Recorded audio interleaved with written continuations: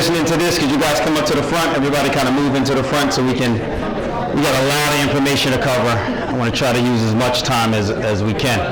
How's everybody feeling? Good. How's the day going so far? You guys get some good information? Yes. All right. Great. Let's make sure this click get out the way of this. All right, cool.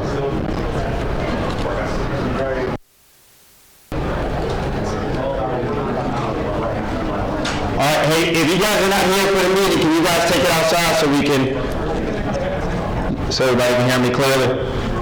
All right, everybody. Hey, I'm Dan Harvey, also known as Dan the Real Estate Man.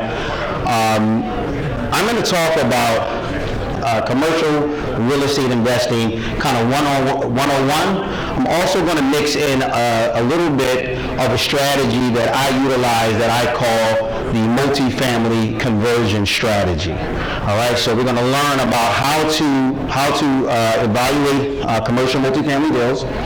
We're also going to learn, we're going to go through a case study, so I'm not going to just teach you the theory. I'm going to show you a real deal, what it looked like, what the numbers are, and you'll look at the actual appraisal. So it'll be like real tangible information.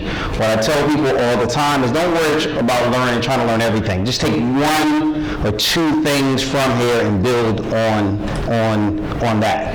And before I get started, so I can just get a sense of the room, how many people here have done a commercial multifamily deal?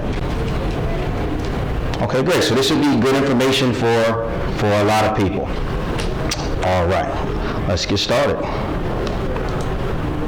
Oh, and if you could hold your questions to the end so we can get through this, and I'm going to knock out as many questions as I can in the end. If you guys want to connect with me, you can follow me on Facebook. It's Dan the Real Estate Man.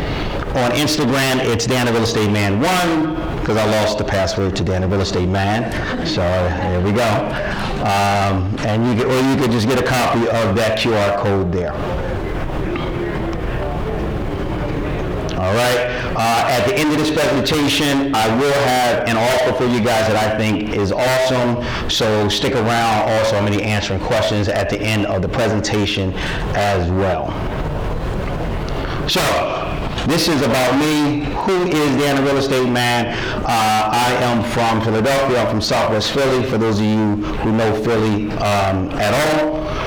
I'm married. This is my wife. I have two kids, Danny and Erica. We did it a little bit different. We named our daughter after me, and my son is named after my wife. So that's kind of my why I do this, why I stay energized, and what pushes me through tough moments. Because if you're in business or you're an investor, you're gonna have tough moments. Don't let anybody sell you like it's all good all the time. It's not. All right, so I want to talk about my road to financial freedom. I want to try to keep this as brief as possible so we can get to a lot of the meat. So how did I start investing in real estate? So prior to investing in real estate, I worked for SEPTA. Many of you know what SEPTA is the local transportation authority. I worked for the regional rail. I was a union electrician. Right, so I worked on the wiring of the train, troubleshooting trains, stuff like that. And I thought like I was going to be there for 40 years and I would retire at 60. Right, I got that good job early. My mom was super excited, proud of me. I did it. And that was my path. Shortly after I started SEPTA, and I started SEPTA when I was, just to be clear, I started SEPTA when I was 16 because I went to a Votech school, Dobbins. So I graduated out of Dobbins, so I started SEPTA when I was 17, so I was really, really young. Well, 16 actually, but when I graduated, I was 17. Shortly thereafter, I started a promotional business. We started off doing like small clubs, bars, stuff like that. We built it up actually to doing stadium size events, so like 10,000 seater stadiums. And what I would do is I would book rappers, and we had, if anybody has ever seen like an N1 basketball game, we were one of the first ones doing that. So we took street ball, bought it inside, we bought rappers, we had DJs, right? And we took that around the country. And actually, I thought that's how I was going to become wealthy. That's not what happened, but that was the plan. So I was in my early 20s. I had a good job, and I had this business. And so my mom, who is a real estate agent, but she's a mom, so I was a young guy. I was, I'm making money. She didn't want me to do what most young guys do when they're making some money at a young age, just blow it on things and women and all sorts of things, right? That I most certainly wouldn't have right now. So, mom being mom was like, hey, why don't you invest in real estate? I had zero interest in real estate, but I love my mom. So I said, well, I'll go out and look, and I'll let mom down later, right? I'll at least make her believe that I'm listening. And so what happened was, as I was looking at these properties, I realized, I was like, you know what? I have this good job. I have the business doing the events.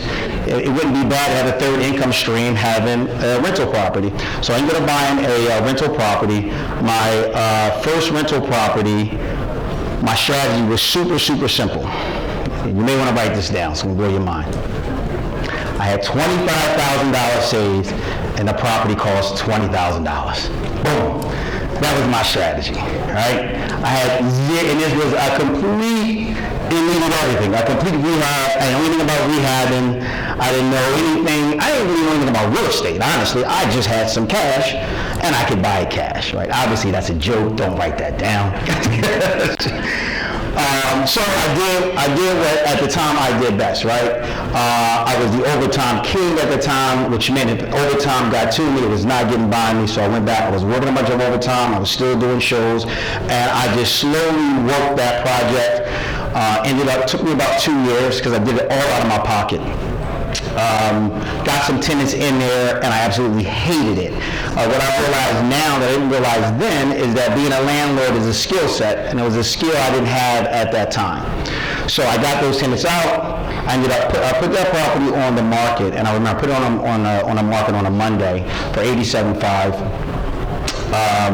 By Friday, I had 2 full price offers, and I went to close, like a month or so later, and I go to close, and I get this check, and I'm like, damn, right? I got this check that was more than I made all year working, and it slowly opened my mind up to the possibility of making money without a job, because up to that point, I was conditioned to get that good job, work it until I was 40, not 40, sheesh, I wish, 60, and then retire.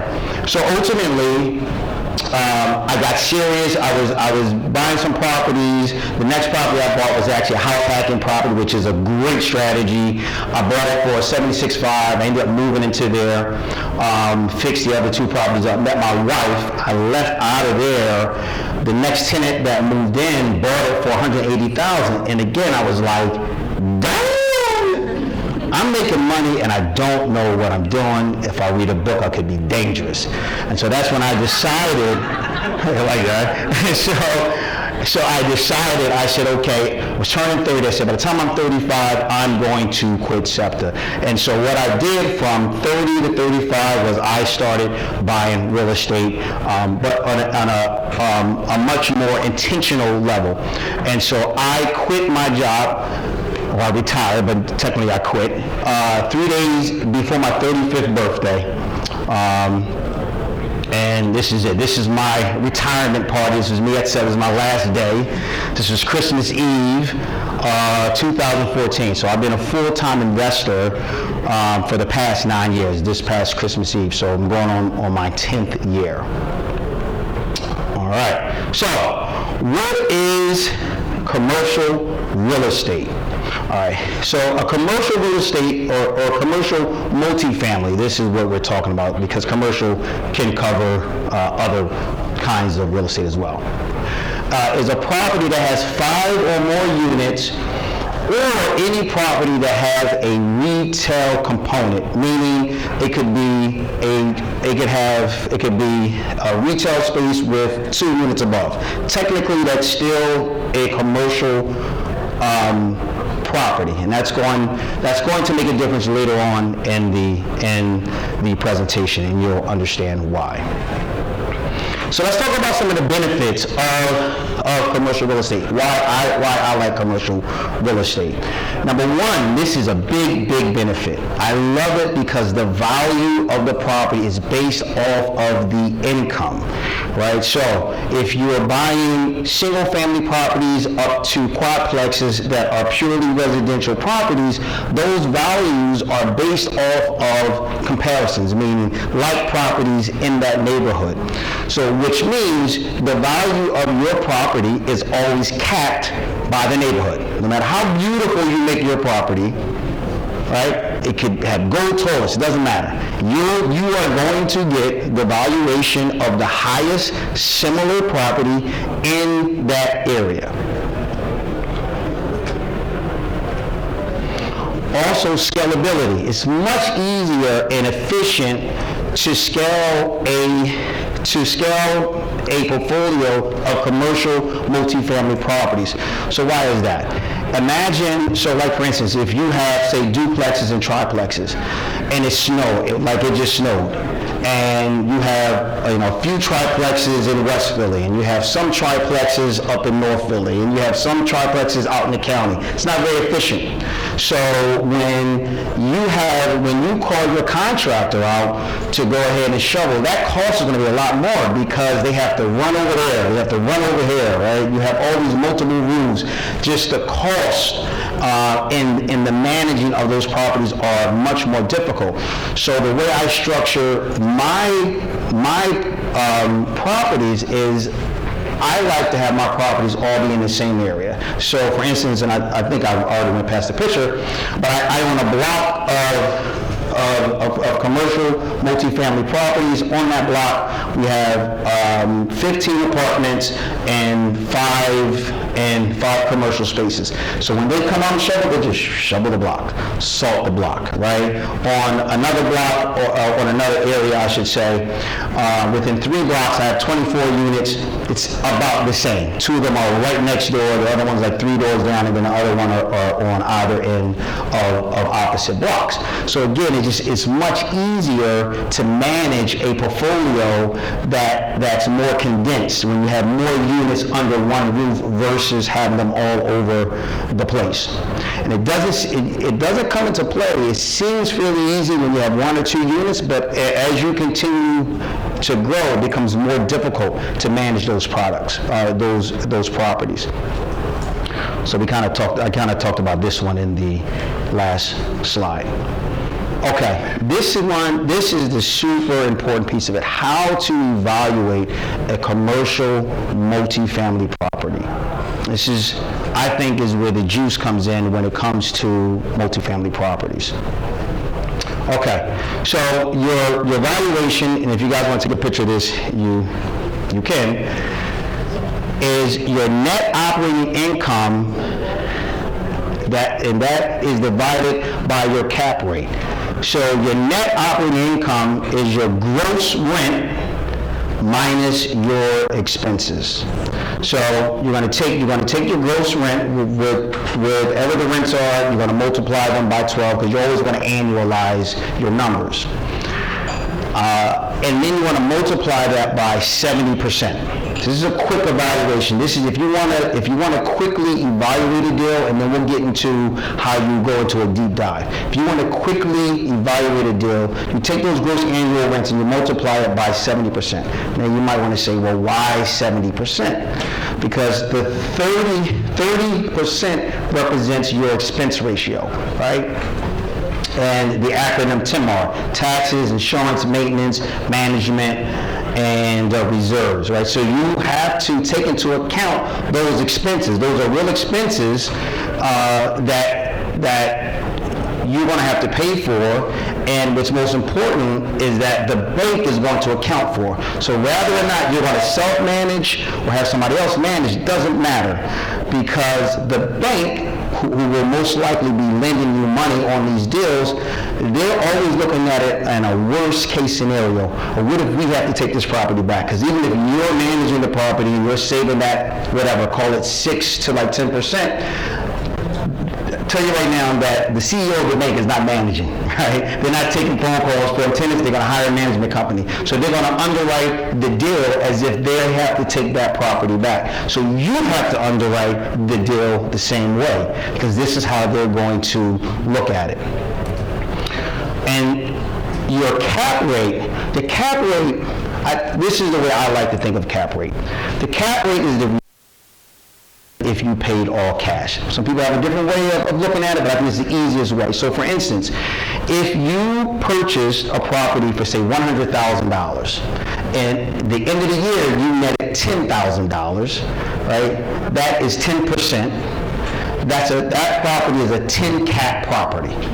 And it's a very simple way of looking at cap rates, right? Now most of us are not buying properties cash. We're using some sort of bank funding, right? So your metrics of your return are going to be cash on cash. But for the purpose of valuation, cap rates matter, because cap rates is how appraisers evaluate properties based on a host of different things, on the location, on the condition of that property. And so the key is figuring out what is the cap rate for your particular building. All right, a couple of ways that you could do that is by calling a commercial appraiser and just asking them. You may or may not get an answer from them, or you could call a property management company and ask them, hey, what cap rates are you seeing? You could even call a lender and ask them. Either way, you need this information, because that's what's going to help you figure out the true value of your property.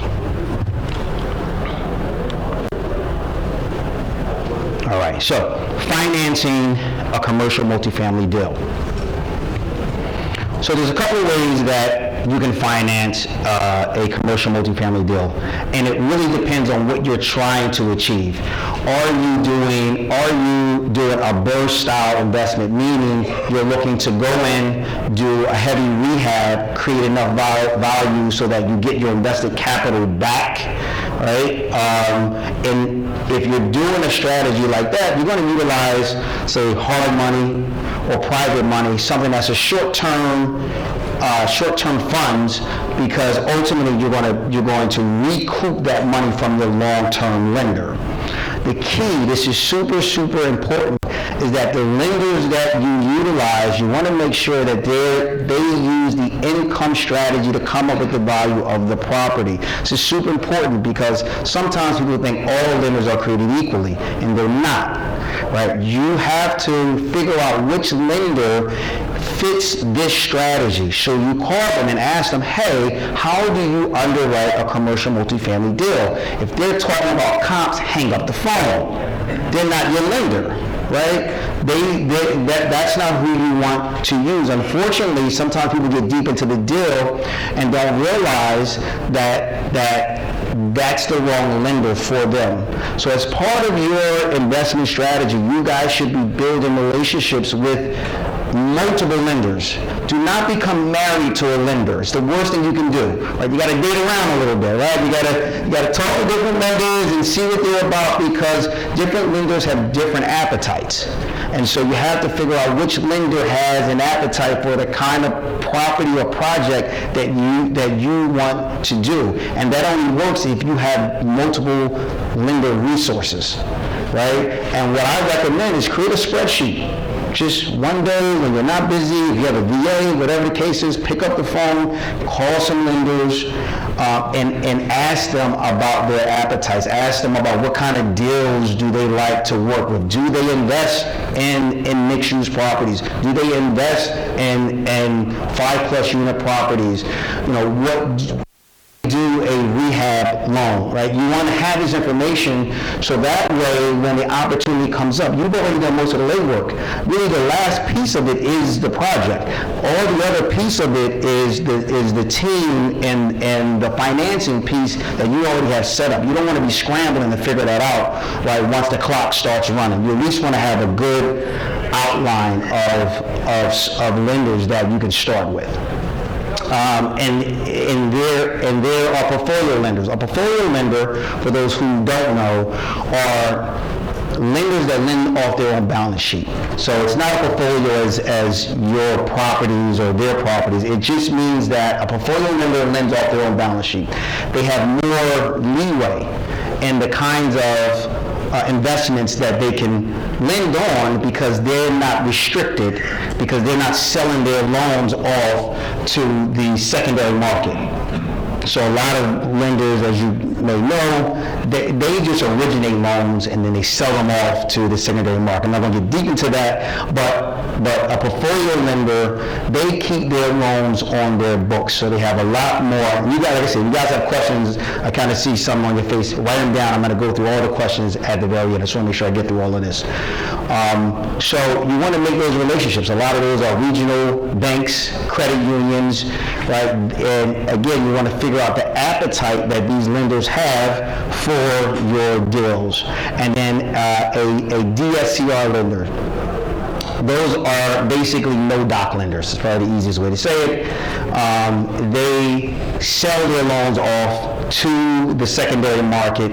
They generally have a more rigid structure of you being approved or not approved, because they have to sell that paper off based they told the secondary market, right? Whereas a portfolio lender they're going to be more concerned about your financial strength more than the property. A DSCR lender is going to be more concerned about the underlying asset and your credit score. And basically, that's it.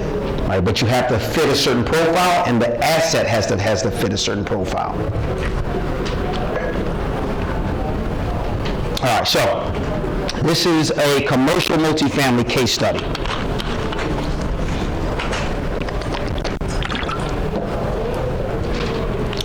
This is a project that I did about 2 years ago. Now this is what I call a multifamily conversion project. Multifamily conversion strategy that I utilize, where I locate properties that have advantageous zoning, and I convert those properties into commercial real estate by right. So this particular property here, I purchased as a single family property, but it had a CMX2 zoning. So CMX2 zoning in Philadelphia does a couple of things. Number one, it allows you to build a multifamily property by right, but it has to have a commercial component. So this particular property, bought it as a single family, and I converted it into 5 units. So 4 residential units and 1 commercial unit. Right? So this is the power of the multifamily conversion strategy, because the seller sold it to me as what? A single family.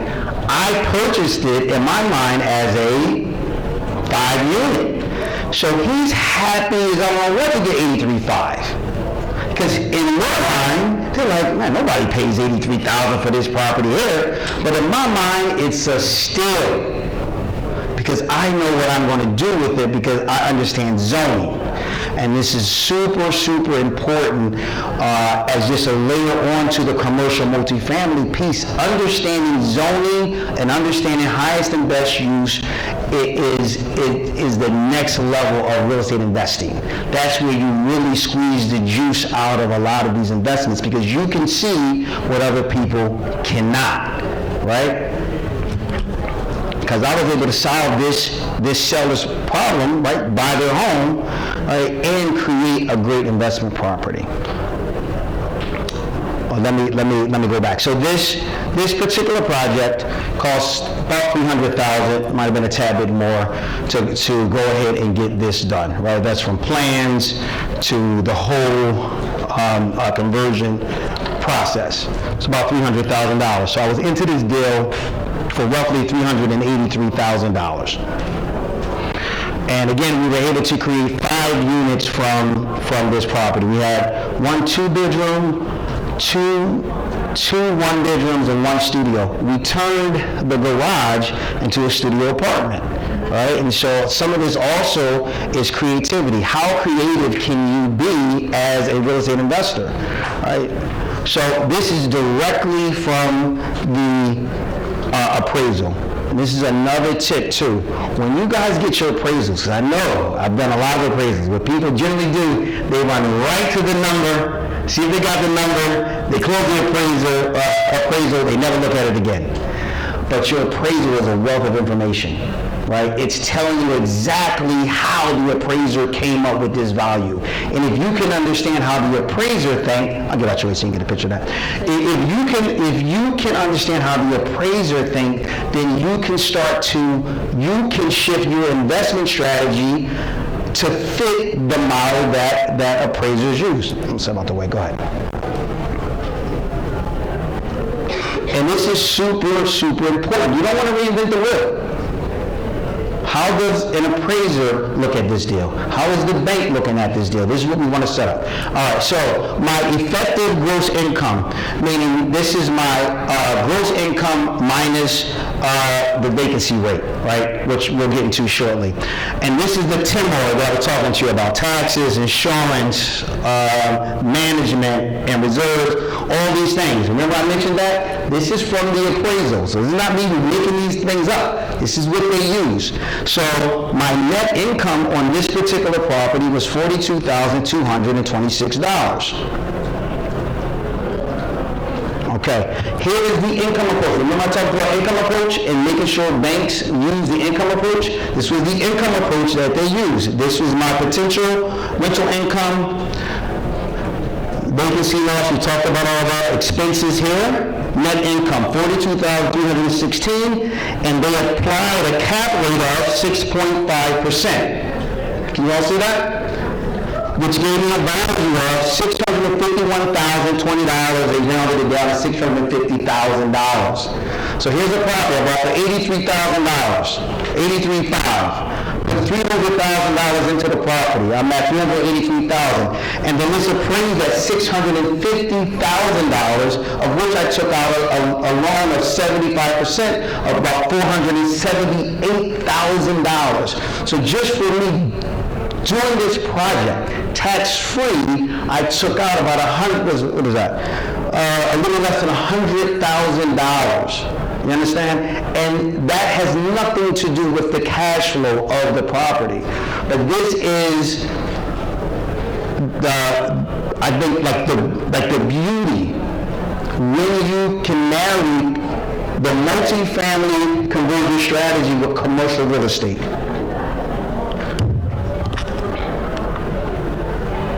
All right.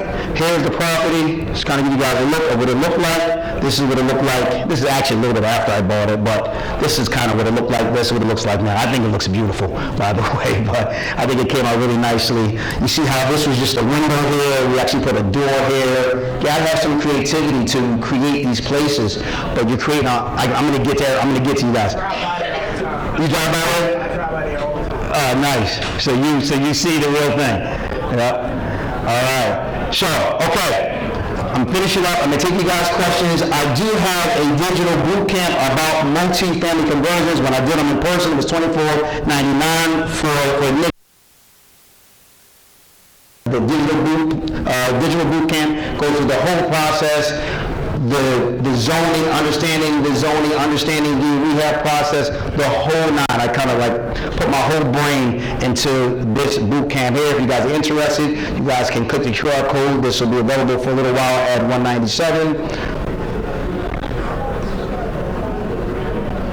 Then I also have a promo bundle with some other opportunities here. If you guys want to just hit the QR code, see what that looks like, we can do that.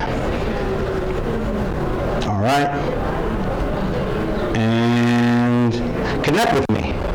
All right, now, who has some questions? We need you to step aside so we can get you need to go back again? You got to get, okay. I just want to make sure I get to everybody's questions. All right, does anybody have a question while people are taking pictures? So are you looking at the atlas to see the zoning for all the properties before you're buying the, like the single families? Yeah, so the question is, am I looking at Atlas to verify the zoning prior to buying the properties? And for those who don't know, Atlas is a website run by Philadelphia. It gives you information on the property. It gives you the zoning. It gives you a lot of information on there, other information on it as well. Yes, I do. But also, I'll take it a step further. You want to call and confirm, because Atlas is not necessarily like up to date that minute. So you want to do the extra step, pick up the phone, and just call and make certain. So the 383 was that used for OPM? Good question. How did I finance that? I'm glad you brought it up. I meant to mention that. How did I finance this? I financed this with private money. Almost all of my deals, not almost, all of my deals are done with private money. I think it's probably, not probably, it's one of the most effective ways to get things done. So if you're not already building that private money list or working with some people who could invest privately in your deals, I wish I was looking into it. But you could do this deal with hard money. Yeah, it wouldn't make that much of a difference. So the second part was the valuation piece. And you're saying that if a lender tries to comp other properties to stay away from that, do they do that? Did they do that after your repair? After you did the repairs on that property? Yeah, so since this was a private money deal, like my guys are not doing appraisals. They basically, they know I know what I'm doing, they just trust me. If you have a hard money lender, yes, they may do an appraisal on the front end. And again, you want to make sure they understand that this is a commercial multifamily property. Don't send me a comp for something else and try to extrapolate up, right? It needs to be, based off the income. If not, that's not your lender. Oh, I did. So you have private money lender. Do they require you to do a scope of work? Private money lender to do with So the question is, do my private money lenders make me do a scope of work? Scope of work, for those who don't know, is just you writing out exactly what you're going to do on that project. Demo the project, frame out 5 units, so forth, so on, explaining the whole, step by step. So my private lenders do not. with the cost, scope of work. With the, You get to tell them that. well, scope of work doesn't always have costs. Scope of work is generally laying it out, and you may have a rehab budget. But you're right, it could. So do my private money lenders maybe do that? No, they don't. But these are real relationships, right? These are people that I've bought millions of dollars from for years, right? So they know I know what I'm doing, right? And I talk about that as well, not just trying to sell the boot camp, but that's in there. How do I go about getting private money lenders and in the process, in the documentation, that's all in there as well. Private money changed the game for me. It took me from maybe doing 1 to 2 deals at a time to doing 6, 7, 8 deals simultaneously, right? But you need to build yourself up for that. I'm not telling you that because you need more than money. You need the structure to do those, or that growth will crush you. How much time does it take from purchase to refinance? This deal took about, the question was how much time did it take from start to finish? This particular project took me probably 14 months from start to finish. There's more steps because you have to get plans done, you have to get approved and stuff like that. Go ahead. So for the buy right? You actually go to the zoning board, like it was a house, it was residential, but now you're making it for lobbying, sorry. Are you going to community meetings? What are you doing? It's a great question. So the question is, when it's by right, which I actually didn't mention, but when you utilize the multifamily conversion projects, these are by right projects. So what does that mean? It means you do not have to get a variance. That means you do not have to knock on a neighbor's door and ask for them to agree to it. That means that you do not have to go in front of any civic associations. It means you do not have to go in front of the zoning board. It is what you can do by right. Let me just, go ahead. When you talk about the return on investment, you pay cash, you're talking about cap rates. I get the cap rates and everything, but can you just explain why a lower cap rate would yield less? So if it's a 10 cap and you say it makes 10%, why would a 3 cap, which is worth more, make only $3,000? Okay, so so the lower the cap rate, the higher the valuation, right? So what that means is if I sell you something that's going to make you more money, there's a reason why. Either because there's some difficulty there, or there's some urgency in place. Something is causing me to sell a product, in this case, a property that's giving you a higher return. Now, if it's giving a lower return, it's most likely, this is the thought process, is because it's either it's a more stable asset, it's in a better area. There's something about the asset that's giving it more value. So as the return drops, the value goes up.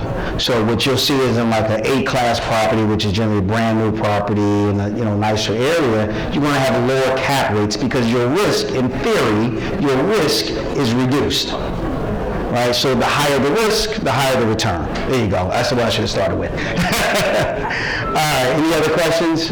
Go ahead. With the cap rate, is there a lot of variability in the cap rate that you might get from one appraiser to the other?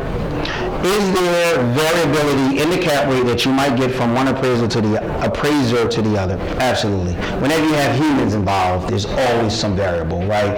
Because you bring in a lot. You bring in bias. You bring in a whole bunch of things. So absolutely. Here's what's very important is for you to know the market, right? So I'll give this real quick. I was helping another investor with their project. They got the property appraised.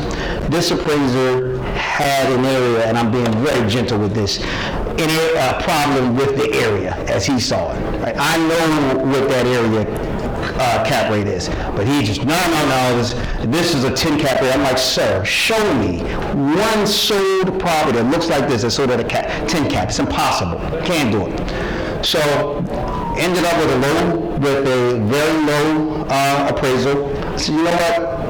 Just get another appraiser out. You got somebody else that came out. Of course, they saw almost to the number of where it should have been. So yes, you're going to have some appraisers that have their issues, but what's important is that you understand the model, you understand what the market is, and then you can be intelligent about how you go ahead and get your value, right? So. I know you had a question. Yeah, it was similar to his concern. So if you are new into doing this, what would I need to know to look at an appraisal report to dispute it if it's not accurately done? Man, it's almost like you lined me up for this. The commercial multifamily boot camp. Look at that. Thank you, sir. I didn't even pay you for that. But no, I mean, honestly, listen, you're not going to know everything. You need people on your team. You need a mentor. You need somebody around you that can help guide you, right? There's me. There's other people in here. There's only so much you can possibly know. I don't know everything. That's why I have lawyers and accountants and engineers and architects. But if you're serious about what you're doing and you know you're going down this path, you need to have somebody that you can reach out to say, hey, does this make sense, right? Because when I underwrote this is where I was at, right? But now they're coming to me with something way over here, right? So you just have to build that team up. But you want to build that knowledge up so you can look at it with a critical eye, like just non-emotional, like with that appraisal. I'm not going to get emotional about this. Let's just go somewhere else. All right? Because I know the number I'm telling them is correct. This is just the wrong appraiser. So obviously there's the boot camp, but also build up your resources, build up your mentors, build up the people around you that can help you out in the process. Did you have wait after you finish the project to rent all 5 units? You were doing one by one, renting, but you finish 1 unit, you rent it out, the second unit you rent it out. So they help you out to pay your mortgage. It sounds like your question is, did I rent the units out one by one? Is that? Or you have to wait until all the project is finished and then you rent it out all 5 at once. Well, you can't rent the property out until you get a CO, right? So I had to complete the full property, right? But it's all being done at the same time, so it sounds more scary than it is. So, like, we're not like we're doing one unit, then the next unit, then the next unit. I'm putting floors in all the units. I'm painting all the units. Kitchens going in all the units. There may be a day or two lag. There's not like a month or lag. It's everything's happening simultaneously if you schedule it out right, if you structure it right. It should all be done basically at the same time. There's going to be some lag, right, because one unit has to be the last unit, but not like a super long, a big time gap there. Any other, I see someone saying, I want to get some, go ahead. Yeah, how do you estimate the rent for the retail space? That's a good question. Well, number one, I have a bunch of retail spaces in that area, so that's the easiest comp. It's the same thing. You build out the team. You call a broker. You look around the neighborhood. That's probably the easiest way, is go on like Rent-A-Meter. There's a bunch of resources out there for you to go ahead and get that information. Now, what I will say is, once you move into this commercial space, especially commercial retail, this is not the time to be DIY. Right? You want to have somebody that understands how to create a commercial lease, understand all of it. There's so much you don't know, you wouldn't believe it. And that's not a knock. That's how I live my life. You have to accept that, or otherwise you will fool yourself into believing you know more than what you know. And then when the time comes up, you realize, wow, I didn't put this in there, I didn't put that in there, I didn't put this in there, right? Pay people who know what they're doing, right? It sounds like it makes a lot of sense to kind of skip at first until it punches you in the gut, and you spend way more money than you would have just hiring a professional in the first place. Any other questions from people who didn't ask questions yet? Go ahead. Do you always do conversions? I did. Up until, I'd say, 2022. Everything was all conversions, because to me it was the best way. And once rates shot through the roof, I paused, because a big part of this process, it doesn't matter whether it's conversions. It's just that conversions are bigger projects and take longer. I need to have a decent idea of where rates are going to be. You understand? So when you guys are underwriting your deals, you should be modeling interest rates, right? Now, I think this is where the rate rise in the last year or two shook a lot of folks, because they weren't doing that. Just rates were low, everybody was having a good old time, and I could refi, and nobody was thinking about how rates affect your deal. One thing I didn't talk about here, because we don't have so much time, is what's called your DSCR. So ultimately, like, the property can appraise, but ultimately the rents from the property have to be able to service the debt. So if the rates in the market go super high, that's going to raise your mortgage, and your rents may not be enough. Even though the value is there, your rents are not high enough, right? And you can't create fake rents, right? Because the appraiser doesn't just take your word for it. They also appraise the rents. They want to look at the market and make sure your rents are what you say it is. Because remember, the bank is always looking at this like, okay, you might put your cousin in there for $2,000, but that ain't my cousin. And if I re-rent it, I can only get $1,500 for it, right? So they're going to look at your rents too and make sure your rents make sense. So all these things are things you have to do. Again, we only have 20, 25 minutes in here. This is a deep dive conversation, which, thank you again, brings me back to the multifamily conversion bootcamp. It's all in there. I don't see anybody reading me down, so I think we got a few more seconds. With the multifamily boot camp, does that include like consultation and stuff with you as well, or is it just this course? It's the course. It's all the information from start to finish. Yeah, consultation with me is different. That's why it's priced like that.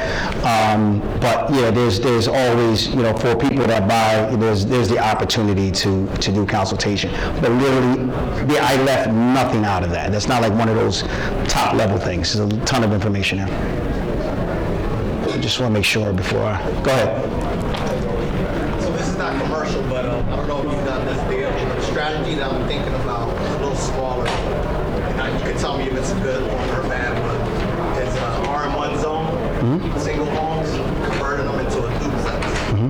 Okay, so Anything like that? Yeah, so the question is, taking a RM1 zone property, which again is a by right zoning code, and turning it into a duplex.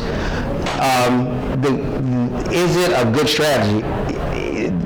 The answer is yes, but it depends on the deal, right? So just the factors that it's RM1 and it's single family doesn't mean that it's a good, that deal makes sense to turn into a duplex, right? But depending on the factors that how you're underwriting that, I don't know what your underwriting strategy is, that's what's going to really determine whether or not the deal makes sense, not just the zoning code, right? Because it might make more sense to leave it as a single family if it's in good shape, right? Because remember, money loves speed. So you could spend 6 months turning it into a duplex and maybe make a few $100 more, or if it's a nice single family already, and you just spruce it up and you make a nice return, you turn and you can reinvest in something else. I think sometimes we become more fancy than necessary, right? People hear these things and say, oh, I'm going to do that. I'd say learn the strategy, but make sure it makes sense, right? You don't want to just do it just to do it. And that means that you should have a clearly defined strategy going into every deal. Here's the return I'm trying to make. Here's the ARV I want to. Here's the percentage of the ARV I want to be at. Right? All that should be. You should have that information before you start your deal, not after, because then you can make any deal kind of fit by twisting your head and making something work that's not really there. So you always start with the end first and then work your way back. Do you use Section 8 or simple rent? Okay. I'm sorry, do I use Section 8? Sparingly. I would say after COVID, I use them a lot more. I'm not a big fan of kind of having a boss. And so I think and this is everybody's strategy is different, so I'm not telling anybody how to run their portfolio. But I don't want the government in control of all my units. I know people sell it like it's the best thing since sliced bread, but they can turn the faucet on, they can turn the faucet off. Right? I don't want somebody to have that much control over my portfolio. Maybe a percentage, a piece, but that's just me and my sensibilities. All right, thank you, everybody.